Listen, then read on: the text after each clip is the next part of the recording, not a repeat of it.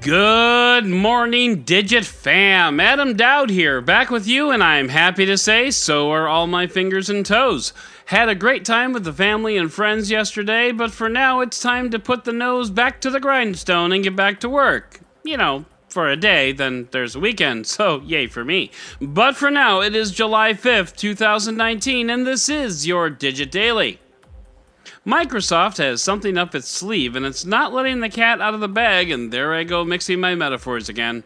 Earlier this week, and it was the most clicked link of the week from a newsletter, by the way, Microsoft teased the imminent release of Windows 1.0. Yes, you heard that right, Microsoft's first iteration of Windows. It all started with a sizzle video of the various Windows logos from 10 spinning back to Windows 1.0. Then the Windows Twitter account pimped 3 hot new apps. They weren't called apps at the time, but today they'd be called apps. Anyway, 3 hot apps: Chart, Excel, and Flight Simulator. On July 3rd, they ran a poll asking how much memory was required to run Windows 1.0. Spoiler alert, it was 64 kilobytes. That same day, Windows posted a trippy 1980s video of the Windows 1.0 logo, and someone asked what was up, to which Windows replied, Windows 1.0, that's what's happening. Finally, yesterday on July 4th, Windows posted a video of a 1980s computer running Windows 1.0 with a scene from episode 7 of Stranger Things Season 3, and suddenly this all starts to make a lot of sense. Stranger Things is one of the most highly anticipated seasons coming on Netflix this summer, and despite all the speculation beyond that, is this just a Stranger Things tie-in? I'm going to go ahead and say, most assuredly, yes. It's a marketing stunt and will be just as quickly dismissed in a week or so. Some have speculated that perhaps Microsoft was going to open source Windows 1.0, and maybe, but I'm reasonably sure that this whole week has been nothing more than a Stranger Things tie-in hype machine, which is fine. It's fun when brands jump in on other bandwagons for a time, but my official hypothesis is that we've seen the end of this train, and it's coming from Stranger Things Town, and it's got a one-way ticket to nowhere else. And now, I want to introduce you to a new feature that we have here on the podcast and newsletter, and it's called DGiT Intelligence. It's your look at some of the top products, services, apps, and deals out there. We're helping you find the best. And to kick it all off, we have Chris Thomas, executive editor of SoundGuys.com and host of the SoundGuys podcast, link in the show notes, telling you all about the best noise cancellation headphones out there. Welcome to your DGiT Intelligence Brief.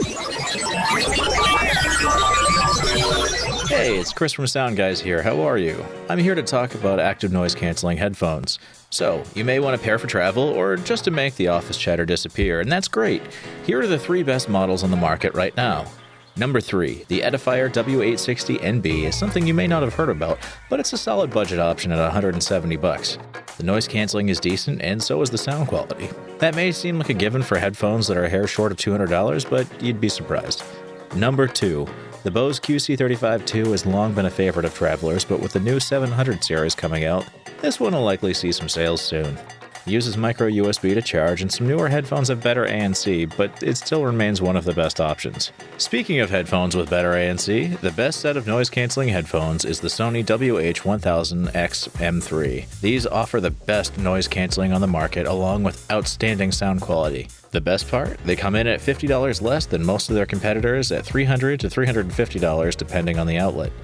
Not only do they let you choose between wired and wireless listening, they also let you control your music playback with gestures on the right ear cup that allow you to tailor what you hear from the outside world from the app.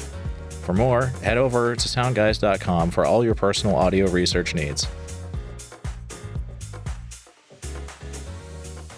Well, thank you very much for that, Chris. And now it's time to head into the roundup.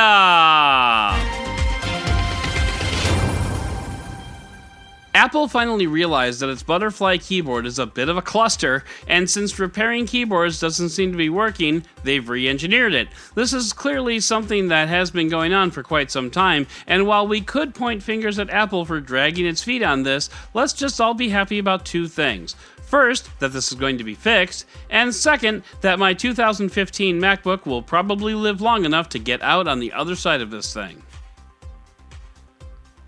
Fast Company writes that Apple's next privacy service should be a VPN, and honestly, yes, it absolutely should. VPNs are hard, and I'll be honest, I don't know a heck of a lot about them. I don't use them often, and I've been walking through this minefield without one for a long time. If I'm in a public place I don't know, I usually just tether to my phone, but anyway, Apple coming out with a VPN service could bring VPNs into the public mind like no other company could.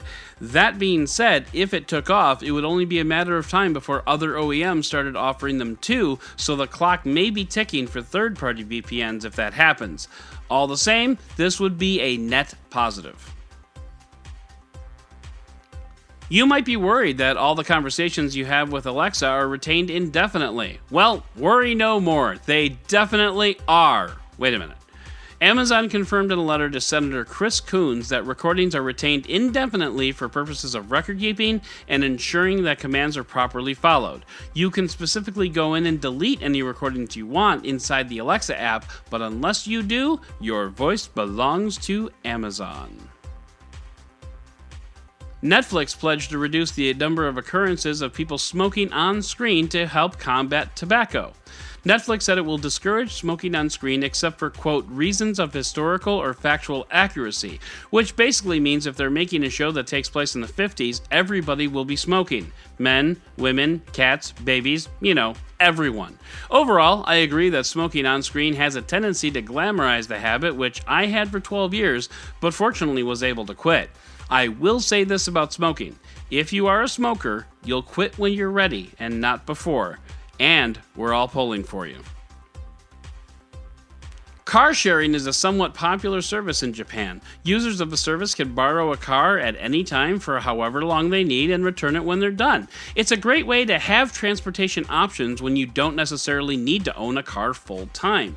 But one rental company found that a number of users have been renting cars and then not driving them. Primary uses for the rented cars include a place to take a nap, store items for a short time, or simply have a meal. Users have discovered that a car is a portable private space where you could do just about anything, including, driving around. For now, non-driving usage is a fairly low percentage of uses, but that number is climbing month after month, which just goes to prove something I learned in 4 years of app support. People have a tendency to find alternative solutions your product can provide that you never even considered.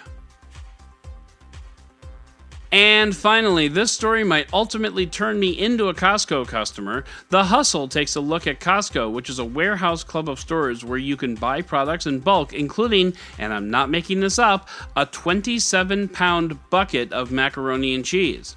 Well, Costco has developed a sort of cult following for its stores by breaking basically every rule in retail. It not only passes savings on to customers, but it has been known to help companies re-engineer their products so that Costco can buy cheaper versions and then sell them for less to its customers.